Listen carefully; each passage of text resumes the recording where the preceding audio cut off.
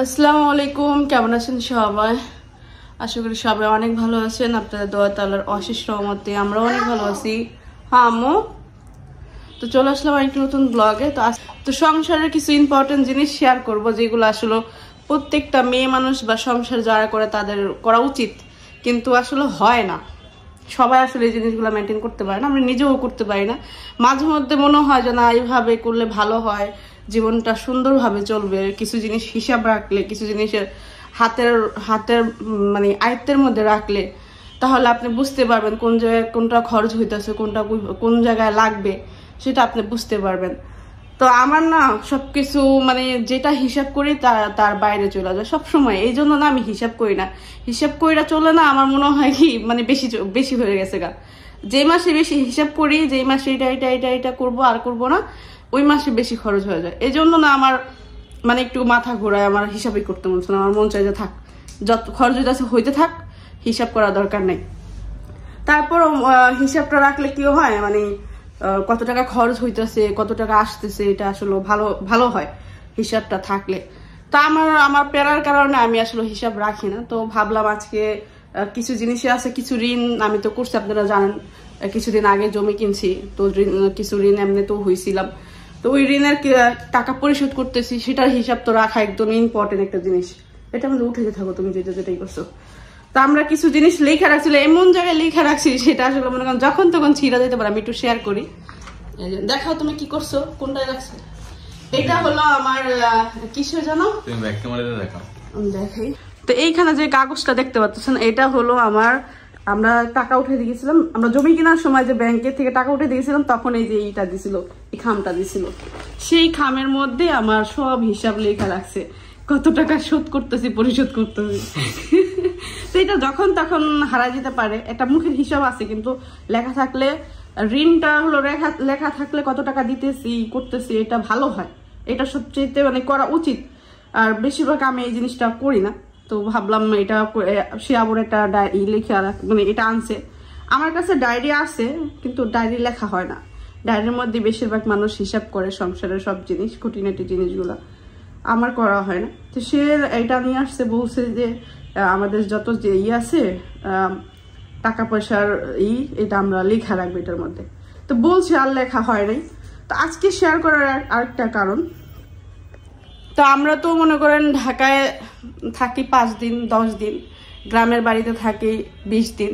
সেটা নিয়ে সবাই অনেক কথাই বলেন। আর আমি নিজেও ভাবছিলাম কি, প্রথম ভাবছি যে ঠিক হয়ে যাবে। আর আমি এই মানে এই ঢাকা শহরের আবহাওয়ায় বা এই ঢাকা শহরের সাথে আমি থাকতে পারবো। তো প্রথম দেখলাম যে যখন আমার হইলো, কনসেপ্ট করলাম, তখন অনেক সমস্যা হতেছিল সব মেয়েদের। হ্যাঁ, ওটা পায় কি দিবা? ও ম্যাজিক, ও সুন্দর ম্যাজিক। আচ্ছা তুমি ওখানে বাবার দেখাও, আমি একটু কথা বলতে যাই। তুমি বসো। তো যখন প্রেগনেন্সির এটা শুনছি, তখন অবস্থা খুবই খারাপ ছিল। আমি গ্রামে চলে গেছি।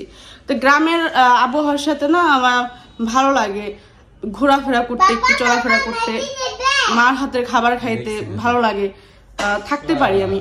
তো ঢাকায় বদ্ধ দেয়াল, বদ্ধ রুম, কতক্ষণই বা ভালো লাগে।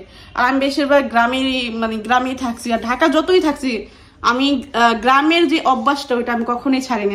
আমার ব্যবহার দেখবেন ঢাকা শহর বা আমি মনে পুরো দিল্লি চলে গেলেও মনে করেন আমার ওই ব্যবহার যেরকম মার সামনে আমাদের গ্রাম অঞ্চলে থাকে, আমি সবার সাথে যেভাবে কথা বলি, কোনো দেশে কারণ দিল্লি কারণ আমার একই ভাষা থাকবে।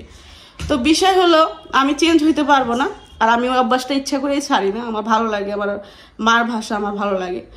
তো এইখানে আসার পর আমি ভাবছি, যখন শুনছি তখন অবস্থা খারাপ ছিল, গ্রামে চলে গেছি। এইভাবে আমরা 3 মাস হয়েছে না, 3 মাস ধরে এরকম হইতেছে। 10 দিন ঢাকায় আর 20 দিন হলো গ্রামের বাড়ি। তো আমি ভাবছি হয়তো 1 দিন 2 দিন 2 মাস 1 মাস হলে ঠিক হয়ে যাবে, তখন ঢাকায় থাকতে পারবো। তো যেটা দেখতেছি, আমি আর ঢাকায় থাকতেই পারতেছি না। এই যে গ্রাম থেকে আসছি 1 সপ্তাহ হয়েছে, তাতে আমার অবস্থা খুবই খারাপ। মানে মাথা ব্যথা তো যাই না, হাত পা ব্যথা, মাথা ঘুরায়, দেয়াল দেখলে আর ভালো লাগে না। তো আমি এবার গ্রামে যখন গেছি তখনই একটা মাথায় ছিল, চিন্তা ছিল যে কি করা যায় এইভাবে আর কতদিন, সবাই উল্টাপাল্টা কথাও বলে আর আমার নিজেরও অসুবিধা, আমি নিজেও ঢাকায় থাকতে পারি না, তার মধ্যে আবার গ্রামে আসলে গ্রামে তো ভালো থাকি, ঢাকায় আসলে আবার অসুবিধা। কিন্তু ঢাকায় যে আমি রুম ভাড়া নেই, বুয়ার আমাদের যে আপা রাখছি, আপার এই হলো 2500 টাকা, আমি থাকি না থাকি তার টাকাটা তো দিতেই হবে, আমি যেহেতু তাকে রাখছি, সে মাসে কাজ করে 10 দিন, আমি তাকে 2500 টাকা দিই। এখন তার তো আর দোষ নেই, দোষ হলো আমার, আমি থাকতে পারি না ঢাকায়, তার টাকাটা তো দিতে হবে। তারপরে ওয়াইফাই বিল, আমি বাসা থাকি না থাকি 5 দিন থাকি, আমার ওয়াইফাই তো লাগে, ওয়াইফাই কত 800 না 800। তো আমাদের বাসার ভাড়া হয়ে যায় কত, টোটাল কত হয়ে যায় এই মাসে, ওই মাস কত দিছো? ওই মাসে দিছি 19,000, আমরা না থাইকা 19,000 টাকা দিছি। তো এই টাকাগুলো আমাদের শুধু যাইতেছে 5 দিন, এক সপ্তাহ মানে 10 দিন থাইকা এই এতগুলা টাকা যদি আমাদের ঢাকায় খরচ হয়, আর যদি আমরা দেশে থাকি তাহলে মনে করেন আমাদের ক্ষতি। দ্বিতীয়ত আরেকটা জিনিসও আছে যে আমরা জমি কিনছি, আলহামদুলিল্লাহ এখন আস্তে আস্তে একটু কষ্ট হলো, বাড়ি ঘর করবো, তো আমাদের এমনি তো গ্রামে চলে যাইতে হবে, মানুষ তো থাকার জন্য একটা কষ্ট করে একটা জমি কেনে, থাকার জন্যই কেনে। এখন আমি গ্রামে জমি কিনছি, তৌফিক যতটুকু হয়েছে আমি করছি, আবার তো গ্রামে যাইতে হবে। তো আমার চিন্তা ছিল আর 1 বছর পরে যাব বা 6 মাস পরে যাব, এত তাড়াতাড়ি যাওয়ার ইচ্ছা ছিল না, মানে বেশি হলো 6 মাস পরে যাব। কিন্তু এখন যে অবস্থা আমাদের রিসেন্টলি যাইতে হবে, কারণ এইভাবে যদি গ্রামে থাকি, ঢাকায় থাকি, শুধু এখানে টাকাগুলো খরচ হইতেছে, কোনো আসতেছে না, আমাদের কাজে আসতেছে না। তো ভাবতেছি আজকে বাসা ভাড়া দিব আর ভাইয়াকে হলো না করে দিব, আমরা ঢাকায় আর থাকবো না, এই বাসায় থাকবো না, আমরা গ্রামে চলে যাব। তো এইটাই হলো আপনাদের সাথে শেয়ার করার কথা ছিল যে আমরা ঢাকায় আর থাকছি না, কয়েক মাস পরেই, 1 মাস বা 2 মাস যেটাই বলেন, দেখি সামনের মাসে যাইতে পারি কিনা, 1 মাস পরে যাই বা 2 মাস পরে যাই, আমরা ঢাকা থেকে চলে যাব। এটা এখন সিদ্ধান্ত নিতে হয়েছে, কারণ যেইভাবে না আমাদের চলতেছে, এইভাবে চললে মনে করেন উল্টা লস হইতেছে আমাদের। এমনি তো আমাদের 6 মাস পর হোক, 1 বছর পর হোক, প্রথম ইচ্ছা ছিল 1 বছর পরে যাব, জমি জমা কিনে যাব, তারপর জমি জমা কিনলাম, এখন তার জমি কেনার পরে ভাবছি যে 6 মাস পরে যাবো, টাকা পয়সা জমায় যাব। তো এখন যে অবস্থা আমাদের, এখন যাইতে হবে, তো আমরা যাই, দেখি কি হয়। আপনাদের সাথে শেয়ার করলাম যে এখন এই সমস্যায় আছি আমরা, এই প্রবলেমগুলো ফেস করতেছি, তো আপনাদের সাথে একটু শেয়ার করলাম। কি লেখা হয়েছে? বুঝতেছ না? বুঝতেছি। আবদিয়াল এখানে বসে বসে ম্যাজিক দেখাইতেছে। তুমি কি ম্যাজিক দেখো আবদিয়া? চেনটা একদম করে হাতের মধ্যে নেয়, ছাইরা দেয়, বড় হয়ে যায়, সেটাই হলো ম্যাজিক।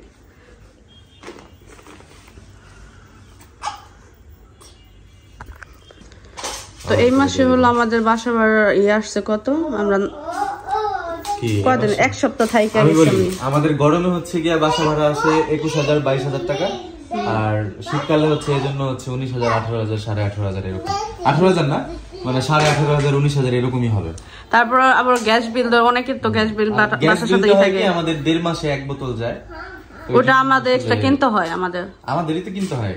বোতল হচ্ছে 1700 টাকা করে, মানে আবার আপনারা এখানে ইয়ে করতে পারেন যে বোতল তো 1550 টাকা করে, আর এখানে হচ্ছে আবার প্লাস্টিকের বোতল, তো এটা একটু বড় বোতল, আবার একটু বেশি, গ্যাস বেশি। এটা হলো তাদের থেকে, আমি জানি না বেশি না কম, আমি জানি না, কিন্তু তাদের থেকে দেওয়া যে এই বোতলের মধ্যে গ্যাসই করতে হইব, প্লাস্টিকের বোতলে রিস্ক কম। জানি না আমরা ওইখানে, কারণ সবকিছু ওইখানে নিচে থাকে, আমাদের সিলেক্ট করে দিয়েছে আপনাদের এই গ্যাস, এই বোতল আপনাদের, আমরা ওখানে শেষ হয়ে যায় বোতল, আমরা আবার ওই করি এইভাবেই। আর আমাদের গ্যাসের বোতল কিন্তু আলাদা পড়ে আছে, আমরা নিয়ে আসছি, যেটা আমি ওইটা এমনি পড়ে আছে। তো এবার হলো বাসা ভাড়ার 18,000 আসছে না? আর তুমি ওয়াইফাই বিল দিছো 2 মাসের নাকি 1 মাসের দিছো? ওয়াইফাই বিল পরিশোধ হয়ে গেছে, তো ওইটা টাকাটা দিতে দেবো, আর আপার 2500। তো এই মাসে মোট কত হইলো? অনেক টাকা হয়, প্রায় 25,000 26,000 টাকা হয় টোটাল আমাদের ধরেন যদি বাসার খরচ ধরতে যাই তাহলে মনে করেন 25,000 মতো জায়গা, এভারেজ 25,000 মতো যায় গ্যাস সবকিছু নিয়ে। আর যদি ধরেন বাজার ধরতে যাই তাহলে তো মনে করেন আরো টাকা। তো এই জন্য আসলে সবকিছু মিলে হয় না। তো সময় হলো এখন 10টা বাজে, সকালে নাস্তা করবো। আর এইখানে দেখতে পাচ্ছি বাবা নিয়ে আসছে, এইটা করতে গেলে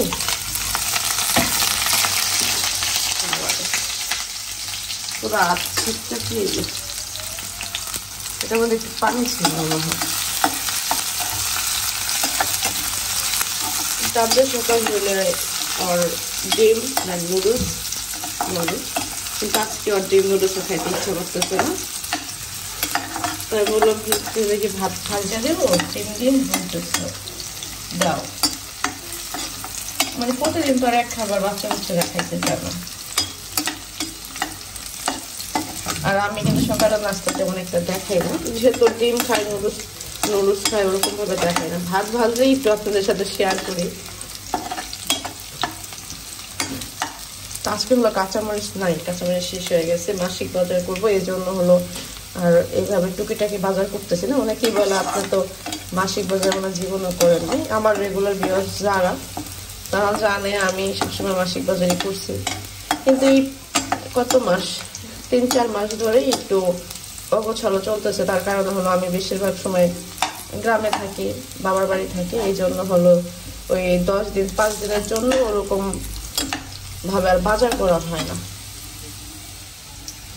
বাজার করা হয় না বলতে বিষয়টা তা না, বাজার তো আমরা করি, সে জায়গায় বাজার করে নেই। কিন্তু মাসিক বাজারটা পুরো মাসের যে একটা বাজার সেটা করা হয় না। কিন্তু বাজার তো মনে করেন করা হয়।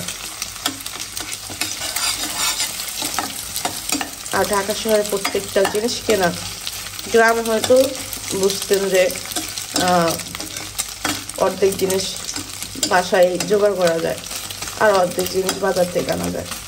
কিন্তু ঢাকায় তো একটা মরিচেরও দাম, আমাদের গ্রামে তো মরিচের মনে করেন খেতে থেকে আনা যায়। প্রত্যেকটা জিনিসের তো ঢাকা শহরে টাকাটা কিনতে হয়, টাকার বিনিময়ে পাওয়া যায়।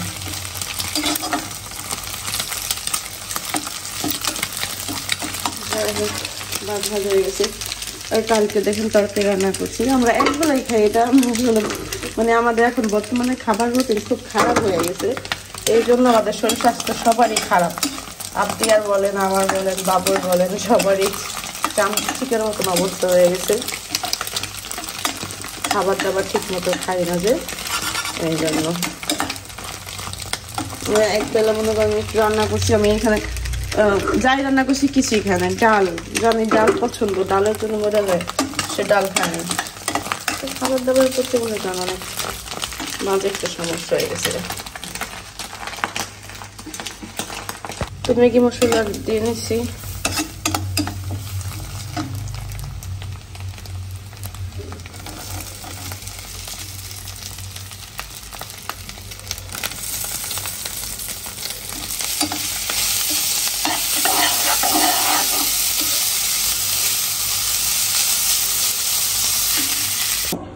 এই হলো ভাত দিয়ে ভাত আর মুরগির ঠ্যাং। ও মুরগির ঠ্যাং খুব পছন্দ করে।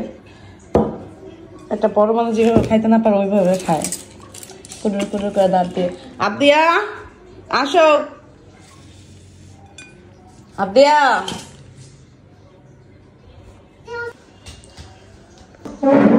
আমি টান্দা দিই। Kamu চামিচ দিয়াও। বসো বসো, সুন্দর করে বসো। এটা ডিম তোমার জন্য নিয়েছিলাম। এটা এখানে সেদ্ধ না, এটা সেদ্ধ না, এটা কাঁচা না। তুমি খাও, এটা কাঁচা। আমি এখন সিদ্ধ করি না, তুমি না বললো ভাত দা খাবা, এই জন্য ডিম ভাইজা দিছি। যে ওই মুরগির এই ঠ্যাং, ডিম দা ভাত খাও।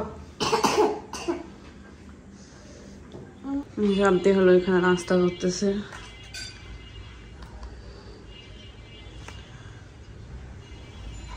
সকাল 10টা বাজে, কিন্তু মনে হয় না, মনে হইতেছে যে বিকেল হয়ে গেছে।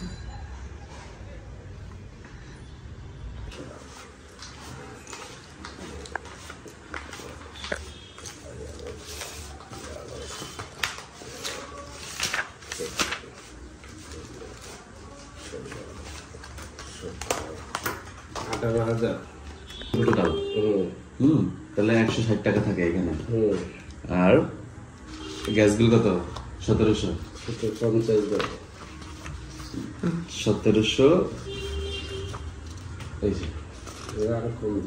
না না, আমি তো কম দেই নাই, একদম টোটালে দিছি।